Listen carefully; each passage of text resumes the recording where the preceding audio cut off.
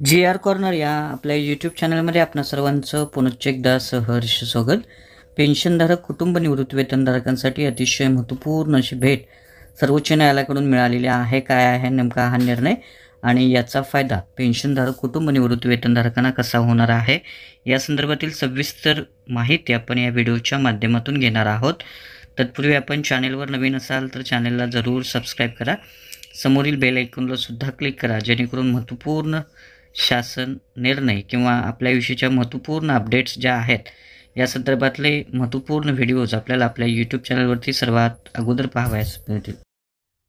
सर्वोच्च न्यायालयाचा महत्त्वपूर्ण निर्णय सर्व निवृत्ती वेतनधारक कुटुंब निवृत्ती वेतनधारकांच्यासाठी अतिशय महत्त्वपूर्ण आहे। भारताच्या सर्वोच्च न्यायालयानं दिलेला हा महत्त्वपूर्ण निर्णय असून बऱ्याच पेन्शनधारकांना या संदर्भातली माहिती नाही, त्या संदर्भातली सविस्तर माहिती आपण या व्हिडिओच्या माध्यमातून घेत आहोत। निकालाची ठळक वैशिष्ट्ये।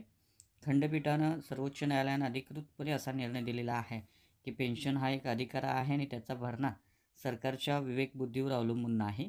पेन्शन हे नियमाद्वारे नियंत्रित केले जाते आणि त्या नियमामध्ये येणारा सरकारी कर्मचारी पेन्शनचा दावा करण्याचा हक्कदार असतो। निवृत्तीवेतन वेतन श्रेणीचं पुनरावृत्ती अविभाज्य असल्याचं निवाड्यानं मान्य केलेलं आहे। खंडपीठानं पुनरुच्चार केलेला आहे की पुनरावृत्ती करताना मूळ पेन्शन पूर्व सुधारित स्केलशी संबंधित सुधारित स्केलमध्ये वेतन बँडच्या किमान 50% पेक्षा कमी असू शकत नाही। पेन्शनधारकांची कायदेशीर देणी नाकारण्यासाठी सरकार आर्थिक भाराची याचिका घेऊ शकत नाही। सरकारनं अवांछित खटले टाळले पाहिजेत आणि खटल्याच्या फायद्यासाठी कोणत्याही खटल्याला प्रोत्साहन देऊ नये। जेव्हा पेन्शन हा अधिकार आहे आणि बाउंटी नाही तेव्हा निवृत्ती वेतनाची सुधारणा आणि वेतन श्रेणीचं पुनरावृत्ती जी आहे ती अविभाज्य आहे। या प्रतिवादाचा परिणाम म्हणून पेन्शनचं अपग्रेडेशन हा देखील एक अधिकार आहे। त्यामुळे निश्चितच हा अतिशय महत्त्वपूर्ण असा निर्णय आहे। हा निर्णय जो आहे तो DS नकारा प्रकरणावरील निर्णयावर आधारित आहे। हा निकाल अतिशय स्पष्ट आहे आणि आपल्याला आश्चर्य वाटते की या महत्त्वाच्या बाबी कोणाच्याही लक्षात आलेल्या नाहीत आणि कोणीही हे प्रकरण जे आहे ते सरकारकडे का उचललं नाही, या निकालावर कोणीही का प्रतिक्रिया दिली नाही, हे आश्चर्यकारक आणि गोंधळात टाकणारा आहे।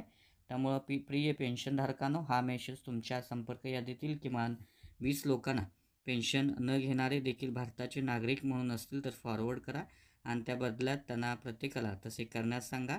3 दिवसात भारतातील बहुतेक लोकांच्याकडे हा संदेश असेल आणि या निमित्तानं पेन्शनधारकांना आपल्या हक्काची जाणीव होईल।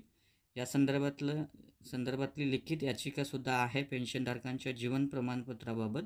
पेन्शनधारकांना जीवन प्रमाणपत्र जर सादर केलं नसल्यास पेन्शन थांबण्यापूर्वी पेन्शनधारकाच्या घरी भेट देणं आणि न सादर करण्याचं कारण जाणून घेणं हे बँकेचं कर्तव्य आहे। जीवनपत्राअभावी पेन्शन नाकारण्याचा अधिकार बँकेला नाही।